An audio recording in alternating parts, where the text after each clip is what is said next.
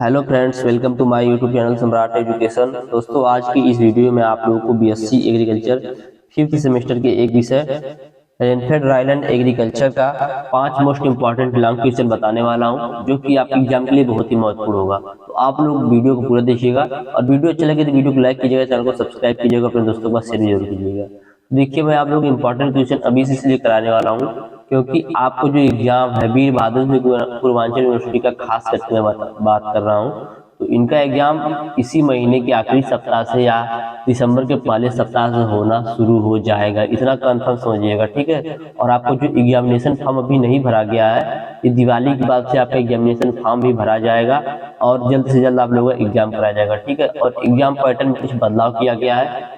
तो जैसे कुछ बदलाव इस प्रकार किया गया कि जैसे मान लीजिए लॉन्ग क्वेश्चन में 2 क्वेश्चन करना होता था, 4 क्वेश्चन या 3 क्वेश्चन देता था, 2 क्वेश्चन करना होता था।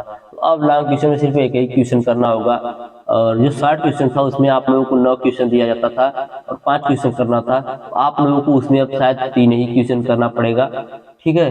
तो और जो आपका पेपर है वो 2 घंटे का हो जाएगा, 3 घंटे से कम होकर 2 घंटे का हो जाएगा। तो बहुत कुछ बदलाव होने वाले हैं। कल मीटिंग हुआ था आप लोगों की यूनिवर्सिटी में, ठीक है। तो आप लोगों से एक ही रिक्वेस्ट है कि अभी से आप लोग यदि तैयारी करेंगे तो एग्जाम अच्छे से निकल जाएगा और अच्छा नंबर आप लोग ला सकते हैं। तो चलिए देखते हैं, आज की इस वीडियो में हम लोग 5 क्वेश्चन देखेंगे रेनफेड ड्राईलैंड एग्रीकल्चर का। तो पहला क्वेश्चन है, बारानी खेती क्या है, ठीक है।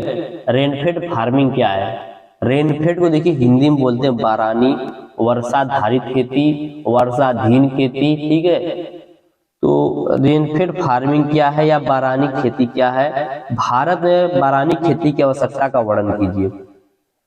तो चलिए देखते हैं, सबसे पहले रेनफेड फार्मिंग या बारानी खेती क्या होता है। तो मैंने आप लोगों को जब कराया था सभी लेक्चर सिलेबस के अकॉर्डिंग, तो उसमें बताया था कि बारानी खेती क्या होता है। वह खेती जो पूर्ण रूप से वर्षा के रूप पर आधारित हो, ठीक है। वह खेती जो पूर्ण रूप से वर्षा के ऊपर आधारित हो उसे बारानी खेती कहा जाता है। ऐसी खेती जिसमें हम बिना सिंचाई किए ही खेती करते हैं उसे बारानी खेती कहते हैं, ठीक है। तो सिंचाई किए बिना ही कृषि करने की तकनीक को रेनफेड फार्मिंग कहा जाता है। हमने खेती की है, खेती में सिंचाई नहीं करेंगे और वह वर्षा के पानी से हो जाएगा तो उसे बोलेंगे रेनफेड फार्मिंग, ठीक है। तो सिंचाई किए बिना ही खेती करने की तकनीक को रेनफेड फार्मिंग कहते हैं। रेनफेड फार्मिंग या बारानी खेती या वर्षाधारित खेती एक प्रकार की कृषि प्रणाली है जिसमें पौधों को मुख्य रूप से वर्षा द्वारा पाला जाता है, ठीक है, बिना किसी सिंचाई प्रणाली के उपयोग किए। ध्यान दीजिएगा, जो हमारी बारानी खेती है या वर्षाधारित खेती है, यह एक प्रकार की कृषि प्रणाली है जिसमें पौधों को मुख्य रूप से वर्षा द्वारा पाला जाता है या पोषित किया जाता है बिना किसी सिंचाई प्रणाली का उपयोग किए हुए। अगला पॉइंट देखते हैं। देखिए, मैं आप लोगों को पॉइंट पॉइंट बताऊंगा, अच्छे समझ में आना चाहिए, आप लोग एग्जाम में लिखना है। इसी प्रकार से आप लोग लिखेंगे तो पूरा नंबर पाएंगे, ठीक है। एकदम आसान से आसान शब्दों में आप लोगों को लिखा हूं। तो अगला पॉइंट है, इस प्रकार की कृषि विशेष रूप से वहां प्रदेशों में की जाती है जहां पर्याप्त मात्रा में वर्षा होती है और सिंचाई की सुविधा कम होती है। तो ये जो हमारी रेनफेड फार्मिंग है यह उस क्षेत्र में की जाती है जहां पर वर्षा पर्याप्त मात्रा में होती है और सिंचाई की सुविधा कम होती है। इसमें किसान वर्षा के पानी का सहारा लेकर अपनी फसलों की खेती करते हैं। तो इसमें क्या करते हैं, किसान अपनी खेती फसलों का वर्षा के पानी का सहारा लेकर अपनी फसलों की खेती करते हैं। इसमें भूमि की स्वच्छता, जल संरचना और पोषक तत्वों से युक्त भूमि का चयन आवश्यक होता है, ठीक है। इसमें भूमि की स्वच्छता, जल संरचना और पोषक तत्वों से युक्त भूमि का चयन आवश्यक होता है ताकि यह सुरक्षित और उत्पादकता वृद्धि की दृष्टि से समृद्ध हो सके। तो यहाँ तक आप लोगों ने देखा कि रेनफेड फार्मिंग क्या है, ड्राई फार्मिंग रेनफेड फार्मिंग क्या है या बारानी कृषि क्या है। तो समझ में आ गया होगा कि ऐसी खेती जिसमें बिना सिंचाई के खेती किया जाता है या बिना सिंचाई किए बिना ही कृषि करने की तकनीक को रेनफेड फार्मिंग कहते हैं। बारानी खेती या वर्षाधारित खेती कृषि की एक कृषि प्रणाली है जिसमें पौधों को मुख्य रूप से वर्षा द्वारा या वर्षा के जल द्वारा पाला जाता है, पोषित किया जाता है बिना किसी सिंचाई प्रणाली का उपयोग किए, ठीक। हमने फिर देखा कि इस प्रकार की जो कृषि होती है विशेष रूप से उस प्रदेशों में की जाती है जहां पर पर्याप्त मात्रा में वर्षा होता है और सिंचाई की सुविधा कम होती है। इसमें किसान वर्षा के पानी का सहारा लेकर अपनी फसलों की खेती करते हैं। इसमें भूमि की स्वच्छता, जैसे देखिए, एक तो पहली बात यह है कि जहां पर हम खेती करेंगे वह वर्षा के आधार पर होगी। उसका यदि हमारी खेती जो है स्वच्छ नहीं रहेगी, उसमें उचित पोषक नहीं रहेगा, पोषकता नहीं रहेगा, तो हमारा जो फसल वो नहीं होगा। इसीलिए बढ़िया रहा है कि इसमें भूमि की स्वच्छता, जल की संरचना और पोषक तत्वों से युक्त भूमि का चयन करना आवश्यक होता है, ताकि यह सुरक्षित और उत्पादकता की वृद्धि की दृष्टि से समृद्ध हो सके। ठीक है, तो यही था रेनफेड फार्मिंग। आगे देखेंगे भारत में बारानी खेती की आवश्यकता क्यों है। ठीक है, तो भारत में बारानी खेती की आवश्यकता इसलिए क्योंकि देखिए जो हमारा भारत देश है इसमें लगभग 45% क्षेत्र ऐसा है जो वर्षा के सही जो सिंचाई युक्त है। ठीक है, और लगभग 65% क्षेत्र जो है 65% क्षेत्र आप लोगों का वर्षाधारित खेती है, मतलब रेनफेड फार्मिंग के अंतर्गत आता है। ठीक है, करीब 35% जो है वह सिंचाई युक्त है और 65% जो आप लोगों का है वह वर्षा आधारित है। मतलब 65% क्षेत्र जो है वह वर्षा के ऊपर डिपेंड है, तो इसीलिए सबसे बड़ा क्षेत्र 65% यही हो गया। तो इसलिए हम लोगों की इसकी आवश्यकता, चलिए देखते हैं यहाँ की समझ आ जाएगा। तो भारत में वर्षा आधारित खेती की आवश्यकता निम्न है, जिसमें पहला है आर्थिक महत्व के लिए। तो बारानी खेती भारतीय अर्थव्यवस्था के लिए बहुत ही महत्वपूर्ण है, क्योंकि यह आर्थिक सुधार और आय का स्रोत प्रदान करता है। तो हमें आर्थिक रूप से मजबूत होने के लिए रेनफेड फार्मिंग की आवश्यकता है। भारतीय कृषि का बड़ा हिस्सा 65% वर्षा पर निर्भर करता है। ठीक है, भारतीय कृषि का सबसे बड़ा हिस्सा 65% वर्षा पर निर्भर करता है, इसलिए बारानी खेती की आवश्यकता अर्थव्यवस्था के लिए मुख्य स्रोत में से एक। ठीक है, तो पहला पॉइंट हो गया कि जो बारानी खेती है भारतीय अर्थव्यवस्था के लिए बहुत ही महत्वपूर्ण है, क्योंकि यह आर्थिक सुधार और आय का स्रोत प्रदान करता है। भारतीय कृषि का बड़ा हिस्सा 65% वर्षा पर निर्भर करता है, इसीलिए बारानी खेती अर्थव्यवस्था के मुख्य स्रोत में से एक है। अगला है जीवों के लिए अवसर। जीवों के लिए अवसर, तो बारानी खेती जो है एक विविधता से भरपूर प्राकृतिक परिस्थितियों की साझा करती है। ठीक है, बारानी खेती जो है एक विविधता से भरपूर प्राकृतिक परिस्थितियों को साझा करती है, जिससे जीवों के लिए जीवन और आहार का स्रोत मिलता है। ठीक है, जिससे क्या होता है, जीवों को जीवन के लिए और आहार का स्रोत भी मिलता है। आगे देखते हैं, पूर्वानुमानों के मुताबिक भारत की जनसंख्या 2050 तक 17.5 अरब तक बढ़ने की संभावना है।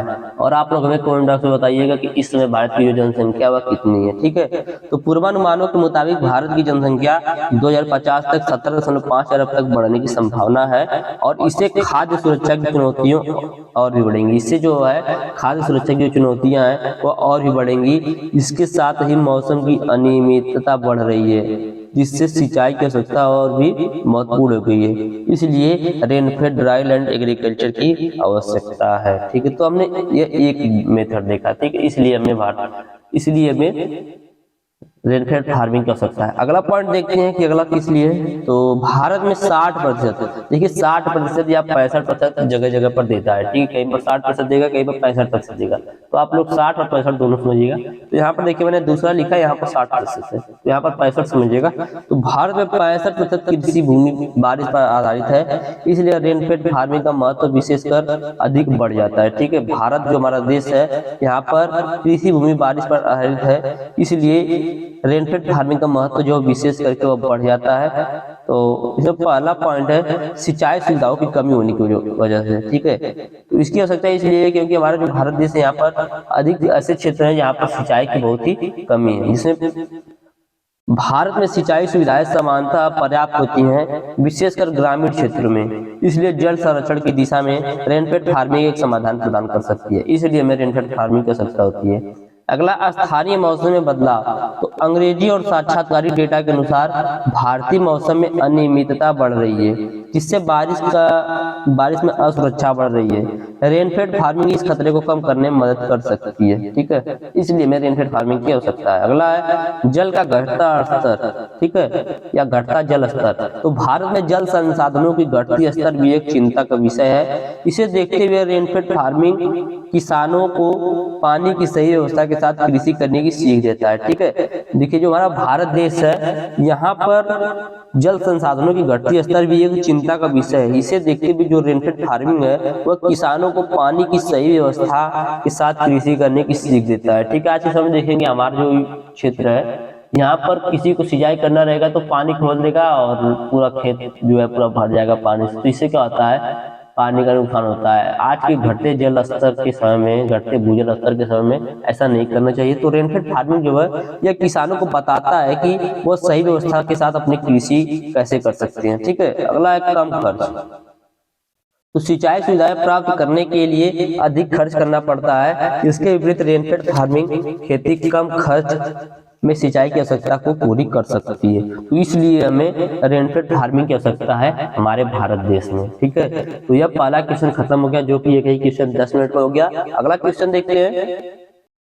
जो क्वेश्चन मैंने बताया, यदि आप लोगों को करने से कोई डाउट हो तो आप लोग कमेंट बॉक्स में पूछ सकते हैं। आप लोगों को देखने के बाद तुरंत सोल्यूशन दिया जाएगा उसका। ठीक है, तो अगला क्वेश्चन है, भारत के शुष्क क्षेत्रीय कृषि क्षेत्रों का वर्गीकरण कीजिए। Classification of dry farming area of India. Bharat के शुष्क क्षेत्रीय कृषि क्षेत्रों का वर्गीकरण कीजिए। तो चलिए देखते हैं classification of dry farming area of India. तो भारत में विभिन्न कृषि क्षेत्रों को निम्नलिखित 3 मुख्य भागों में बांटा गया है। ठीक है, भारत में विभिन्न शुष्क क्षेत्रों को निम्नलिखित 3 भागों में बांटा गया है, जिसमें पहला है भारत के मैदानी शुष्क क्षेत्र। भारत का मैदानी शुष्क क्षेत्र, तो इन क्षेत्रों में खेती वर्षा के ऊपर निर्भर होती है। ये जो क्षेत्र है भारत के मैदानी शुष्क क्षेत्र, इन क्षेत्रों में जो खेती है वह वर्षा के ऊपर निर्भर होती है, जिसमें राजस्थान, हरियाणा, पंजाब, उत्तर प्रदेश के दक्षिण पश्चिम जिले व मध्य भारत के उत्तरी पश्चिम जिले आते हैं। तो हमारा जो भारत देश है, ठीक है, यहाँ पर शुष्क क्षेत्रों को निम्नलिखित 3 मुख्य भागों में बांटा गया है, जिसमें पहला है भारत के मैदानी शुष्क क्षेत्र, दूसरा है आंध्र प्रदेश व तमिलनाडु व कर्नाटक ग्रेनाइट पठार वाले क्षेत्र, तीसरा है दक्षिण भाग में ट्रेपियन पठार वाला क्षेत्र। तो हम लोग पहला देख रहे हैं भारत के मैदानी शुष्क क्षेत्र। इन क्षेत्रों में खेती वर्षा के ऊपर निर्भर होती है, जिसमें राजस्थान आता है, हरियाणा, पंजाब, उत्तर प्रदेश, दक्षिण पश्चिम जिले व मध्य भारत के उत्तरी पश्चिम जिले आते हैं। ठीक है, तो यह पहला है क्लासिफिकेशन हम लोग देख रहे हैं। याद रखिएगा, एग्जाम पूछता है। मैं जो भी क्वेश्चन आप लोग बताऊंगा 100% एग्जाम पूछा गया क्वेश्चन है, और 95% चांस है आप लोगों के एग्जाम में आने का भी। ठीक है, मैं आप लोगों को मिलाकर 15 से 20 क्वेश्चन एक सब्जेक्ट में बताऊंगा। चलिए अगला क्वेश्चन देखते हैं, अगला पॉइंट देखते हैं। हमने पहला देखा क्लासिफिकेशन में भारत के मैदानी शुष्क क्षेत्र, जिसमें कौन कौन से राज्य आते हैं, राजस्थान, हरियाणा, पंजाब और उत्तर प्रदेश के दक्षिण पश्चिमी जिले और मध्य भारत के उत्तरी पश्चिमी जिले आते हैं। अगला देखेंगे आंध्र प्रदेश, तमिलनाडु व कर्नाटक ग्रेनाइट वाले क्षेत्र। तो हमारे देश में इन सभी क्षेत्रों के अंदर 1/5 जिले शुष्क क्षेत्रों में गिने जाते हैं। ठीक है, ध्यान दीजिएगा, ये जो क्षेत्र इनमें से 1/5 जिले जो हैं वह शुष्क क्षेत्र में गिने जाते हैं। अब आगे चलते हैं, अगला देखते हैं दक्षिण भारत में ट्रेपियन पठार वाला क्षेत्र। तो इसमें महाराष्ट्र आता है, गुजरात, कर्नाटक व आंध्र प्रदेश के शुष्क क्षेत्र शामिल होते हैं। इन सभी क्षेत्रों में खेती वर्षा पर आधारित होती है और नमी संरक्षण, जल संचयन आदि प्रक्रिया करके बुआई की जाती है। ठीक है, चलिए आगे चलते हैं। एकीकृत जल समेट प्रबंधन के बारे में लिखिए।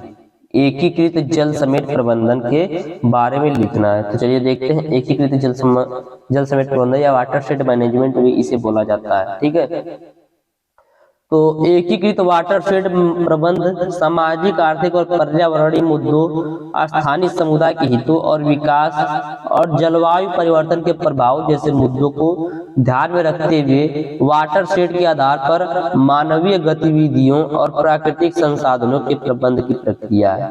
ठीक है, ध्यान दीजिएगा, जो एकीकृत जल समेट प्रबंधन है यह सामाजिक, आर्थिक और पर्यावरणीय मुद्दों, स्थानीय समुदाय के हितों और विकास और जलवायु परिवर्तन के प्रभाव जैसे मुद्दों को ध्यान में रखते हुए वाटर शेड के आधार पर मानवीय गतिविधियों और प्राकृतिक संसाधनों के प्रबंधन की एक प्रक्रिया है, जिसके लिए ग्रामीण विकास मंत्रालय ने किसने ग्रामीण विकास मंत्रालय ने 2009 से 2010 के दौरान एकीकृत जल ग्रहण प्रबंधन कार्यक्रम IWMP मतलब integrated watershed management policy की शुरुआत की थी। ठीक है, इस दृष्टिकोण को अपनाकर हम ऐसी योजनाएं विकसित कर सकते हैं जो समर्थन करती है पानी की गुणवत्ता और मात्रा को, ठीक है, बाढ़ एवं कटाव प्रबंध को, जैव विविधता और लचीले आवास को, अस्थायी आर्थिक मनोरंजन के अवसर, जीवन और संविधाओं की गुणवत्ता में सुधार को। ठीक है, तो पहले देखिएगा, फिर से एक बार मैं बता रहा हूँ वाटर शेड मैनेजमेंट क्या होता है। तो एकीकृत वाटर शेड प्रबंध जो है सामाजिक आर्थिक, देखिए एक वाटर शेड मैनेजमेंट होता है, एक होता है एकीकृत वाटर शेड मैनेजमेंट, तो दोनों अलग अलग हैं, ठीक है।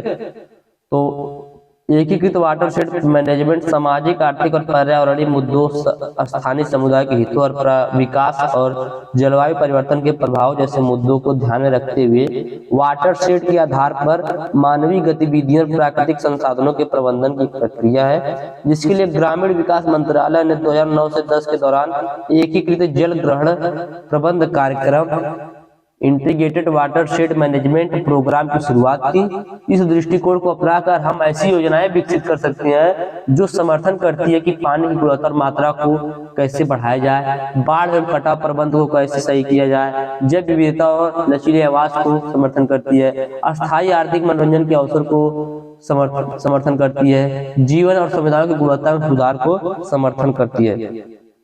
तो अगला देखते हैं पॉइंट, वाटर शेड के लिए जलवायु परिवर्तन, शहरीकरण और अन्य तनाव के प्रभावों के अनुकूल ढलने की अधिक क्षमता का मुख्य उद्देश्य इसका यही है कि मिट्टी तथा जल का प्रभावी संरक्षण और अतिरिक्त जल से जल स्तर का सुधार तथा जल संसाधन का सृजन हो। अगला है टिकाऊ खेती को प्रोत्साहित करना तथा उपज स्तर को बनाए रखना, यह उपयुक्त फसल प्रबंधन के द्वारा प्राप्त किया जा सकता है। अगला पॉइंट है जिस भूमि पर खेती नहीं होती है उस पर वन लगाना, उद्यान लगाना तथा चारागाह आदि के रूप में उपयोग करना जो भूमि की दक्षता भूमि की क्षमता के अनुकूल हो। अगला है वैकल्पिक संसाधनों के विकास द्वारा आय बढ़ाना और उसके बाद पर्यावरण संतुलन को पुनः स्थापित करना, तो यही इसका मुख्य उद्देश्य है। अब देखते हैं इसका थोड़ा सा सिद्धांत। तो इसका सिद्धांत है भूमि उपयोग वर्गीकरण के अनुसार भूमि का उपयोग करना, ठीक है। बरसात के समय भूमि को पर्याप्त वानस्पतिक आच्छादन प्रदान करना, उद्भव स्थान पर जल का संरक्षण, अतिरिक्त जल का निकास तथा भविष्य में उपयोग के लिए संचय, गली बनने से बचाना तथा उचित स्थानों पर बांध बनाना जिससे भूक्षरण को रोका जा सके, जल संग्रह बढ़ाया जा सके और जल स्तर को सुधारा जा सके। अगला पॉइंट है जल प्रवाह क्षेत्र के लिए उपयुक्त फसल प्रणाली ज्ञात करना। अगला पॉइंट है प्रति इकाई क्षेत्रफल, प्रति इकाई समय और प्रति इकाई जल से अधिकतम उत्पादकता प्राप्ति का प्रयास करना। अगला पर्यावरण में क्षारक क्षमता सुनिश्चित करना जिससे मनुष्य, पशु, पौधा, भूमि, जल प्रणाली को लाभ पहुंचे, ठीक है। तो यही इसका सिद्धांत और उद्देश्य मैंने आप लोग को बता दिया। तो मैंने लिखा नहीं था, मैंने इसको दूसरे कॉपी पे लिखा था, तो उसमें से आप लोग बता दिए। चलिए आगे देखते हैं। अगला अगला क्वेश्चन है जल संचयन से आप क्या समझते हैं, वाटर हार्वेस्टिंग से आप क्या समझते हैं, संक्षेप में वर्णन कीजिए।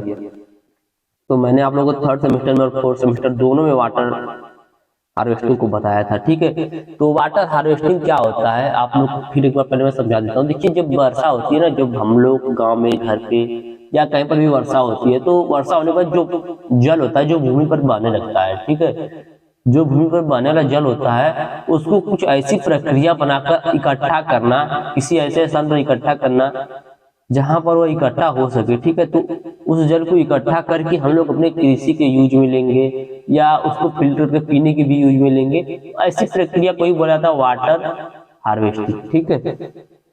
तो वर्षा ऋतु में जब वर्षा अधिक होती है तो अतिरिक्त जल जो भूमि में बहने लगता है उसे एकत्रित करना तथा एकत्रित जल को वाष्पीकरण एवं निस्पंदन की हानियों से बचाकर फसलों उत्पादन के उपयोग में लेना वाटर हार्वेस्टिंग कहलाता है, ठीक है। अब देखिए क्या है यहाँ पर, क्या बोला है कि वर्षा ऋतु में जब वर्षा अधिक होती है तो अतिरिक्त जल जो भूमि में बहने लगता है, पहले तो देखिए कुछ जल होता है जो भूमि सोख लेती है, उसके बाद जो जल भूमि पर बहने लगता है उसे एकत्रित करना, एकत्रित करने के बाद उस जल को वाष्पीकरण एवं निस्पंदन के हानि बचाना। वाष्पीकरण मतलब कि ऐसा व्यवस्था करें कि उसका वाष्पीकरण हो पाए और निस्पंदन का मतलब कि भूमि में से सोख भी न पाए, ठीक है। और वाष्पीकरण निस्पंदन की हानि से बचाकर फसलों उत्पादन के उपयोग में लेना वाटर हार्वेस्टिंग कहलाता है। अब कैसे वाष्पोत्सर्जन से बचाएंगे, निस्पंदन से बचाएंगे, अभी आप लोगों को आगे समझ में आ जाएगा। इस प्रकार से एकत्रित पानी का उपयोग शुष्क मौसम में तब किया जाता है जब फसलों को सिंचाई की आवश्यकता होती है तथा पानी की कमी होती है, ठीक है। इस विधि में प्राकृतिक जल निचले क्षेत्रों तथा तालाबों में एकत्रित किया जाता है। आवश्यकता अनुसार ऐसे तालाबों का क्षेत्रफल एवं लंबाई जो है बढ़ाई जा सकती है। गहराई भी बढ़ाई जा सकती है। ठीक है, तो इस विधि में प्राकृतिक जल जो होता है निचले क्षेत्रों तथा तालाबों में एकत्रित किया जाता है। आवश्यकता के अनुसार ऐसे तालाबों का क्षेत्रफल एवं गहराई बढ़ाई जा सकती है। आगे देखते हैं, तालाबों आदि में एकत्रित जल को वाष्पीकरण से होने वाली जल की हानि को क्षेत्रों में उपलब्ध पानी पर तैरने वाले पदार्थों का उपयोग करके करना चाहिए। ठीक है, तालाबों में एकत्रित जल को, जो हमारा एकत्रित जल है जिसको हमने हार्वेस्ट किया है, उस जल को वाष्पीकरण से बचाने के लिए क्या करेंगे, तो हम लोग उसमें ऐसे चीज का प्रयोग करेंगे जो हमारे क्षेत्र में पाया जाता हो, उसके ऊपर फेंकने वाले केला है ना, केला को पानी के ऊपर फेंक देंगे तो केला तैरने लगेगा। तो इस प्रकार से कुछ ऐसे उसमें चीज वस्तु फेंक देंगे जो पानी के ऊपर तैरने वाला हो। ठीक है, तो देखिए यहाँ पर लिखा गया है, तालाबों आदि में एकत्रित जल को वाष्पीकरण से होने वाली जल की हानि को क्षेत्र में उपलब्ध पानी पर तैरने वाले पदार्थों का उपयोग करके करना चाहिए, ताकि जल एवं वायुमंडल का संपर्क टूट जाए और वाष्पीकरण की क्रिया कम से कम होने पाए। ठीक है, यदि मान लीजिए हमने केला का पत्ता फेंक दिया, केला फेंक दिया, तो केला का जो पेड़ होता है उसको फेंक दिया तो क्या होगा, उसमें सूखेगा नहीं केला, पहली बात तो ये है। उसके बाद वो वाष्पीकरण की हानि से बचाएगा, क्योंकि उसका वायुमंडल से कनेक्शन जो है तोड़ देगा। ठीक है, तो उसके बाद वाष्पीकरण जो होगा वह कम से कम होगा। तो इस प्रकार से अपने क्षेत्र में पाए जाने वाले जल पर तैरने वाले वस्तुओं का प्रयोग करके हम लोग वाष्पीकरण को कम से कम कर सकते हैं। अगला पॉइंट है, तालाब की निचली सतह से रिसाव द्वारा जल की हानि को रोकने के लिए, निस्पंदन की हानि से रोकने के लिए क्या करेंगे, अगर संभव हो तो निचली सतह पर एक परत 8 से 10 सेंटीमीटर भूसे की लगाकर ऊपर से 8 से 10 सेंटीमीटर मोटी परत चिकनी मिट्टी का लगा देना चाहिए, जिससे क्या होगा कि जो हमारा जल है वह सूखेगा ही नहीं भूमि। ठीक है, तो इस प्रकार से हम लोग वाटर को हार्वेस्ट करते हैं।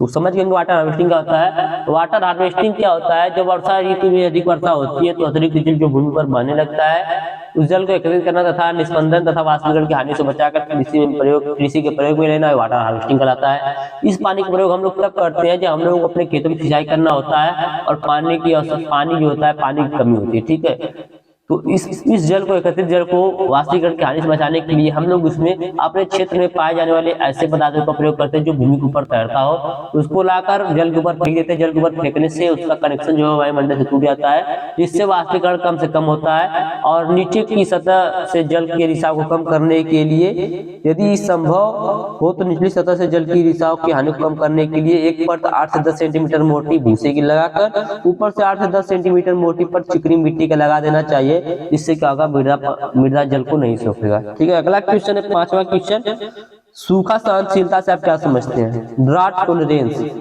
ड्राट टॉलरेंस से आप क्या समझते हैं। ठीक है, सूखा सहनशीलता, तो सूखा या जल विभव वह आघात है जिस पर 50% ऊतक जो होते हैं वो मर जाते हैं। ठीक है, सूखा वह आघात है जिस पर 50% ऊतक मर जाते हैं, परंतु पौधे अभी भी जीवित रहने के लिए सक्षम होते हैं, उसे ड्राट टॉलरेंस कहते हैं। ठीक है, वह प्रक्रिया जिसमें 50% सूखे की वजह से 50% ऊतक जो होते हैं वह मर जाते हैं, परंतु पौधे अभी भी जीवित रहने के लिए सक्षम होते हैं, उसी को ड्राट टॉलरेंस कहते हैं। मतलब जैसे मान लीजिए आपको कोई एक डंडा मार रहा है, ठीक है, तो आपके अंदर इतनी क्षमता है कि आप उस मार को सह सकते हैं, तो आपका क्या हो गया, और आपको टॉलरेंस हो गया, सहनशीलता हो गया।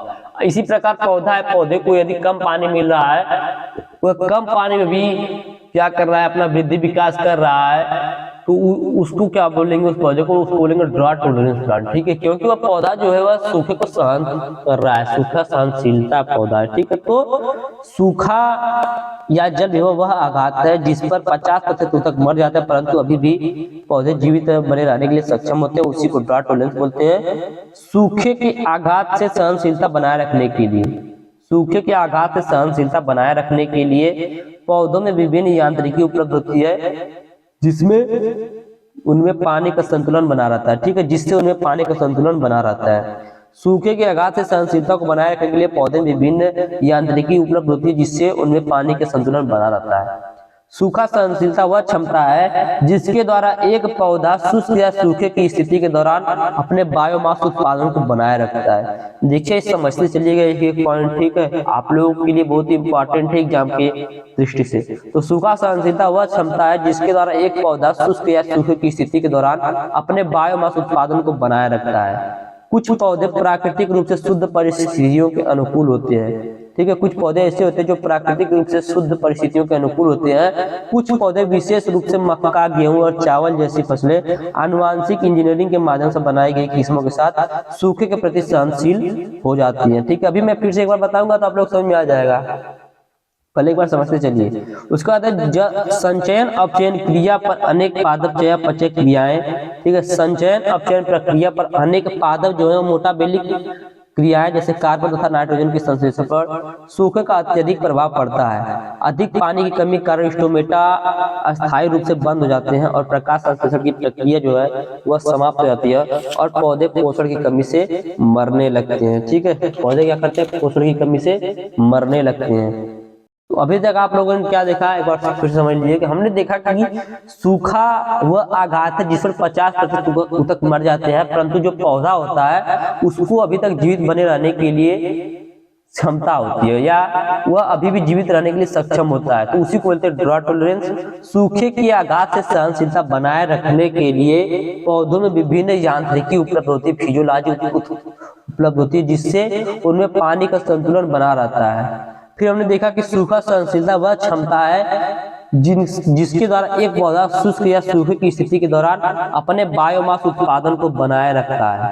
फिर हमने देखा कुछ पौधे प्राकृतिक रूप से शुष्क परिस्थितियों के अनुकूल होते हैं। कुछ पौधे ऐसे होते हैं जो प्राकृतिक रूप से शुष्क परिस्थितियों के अनुकूल होते हैं और कुछ पौधे विशेष रूप से मक्का, गेहूं और चावल जैसी फसलें आनुवांशिक इंजीनियरिंग के जरिए, ठीक है, आनुवांशिक इंजीनियरिंग का मतलब समझिएगा जेनेटिक इंजीनियरिंग, ठीक है। तो आनुवांशिक इंजीनियरिंग के माध्यम से बनाई गई होती है जो सूखे प्रतिरोधी होती हैं, ठीक है, या सहनशील होती हैं। फिर हमने देखा कि संचयन अपचयन क्रिया पर अनेक पादप चयापचय क्रिया जैसे कार्बन तथा नाइट्रोजन के संश्लेषण पर सूखे का अत्यधिक प्रभाव पड़ता है।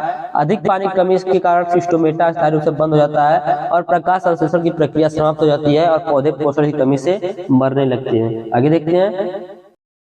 परंतु जिन पौधों में स्टोमेटा आंशिक रूप से खुलते हैं वह प्रकाश संश्लेषण चलता रहता है, ठीक है। जिसमें कुछ स्टोमेटा खुला रहता है उनका प्रकाश संश्लेषण चलता रहता है और पौधे बच जाते हैं। सूखे की स्थिति में प्रोटीन का विघटन अमीनो अम्लों में होने लगता है, ठीक है। सूखे की स्थिति में जो प्रोटीन है उसका विघटन अमीनो अम्ल में होने लगता है।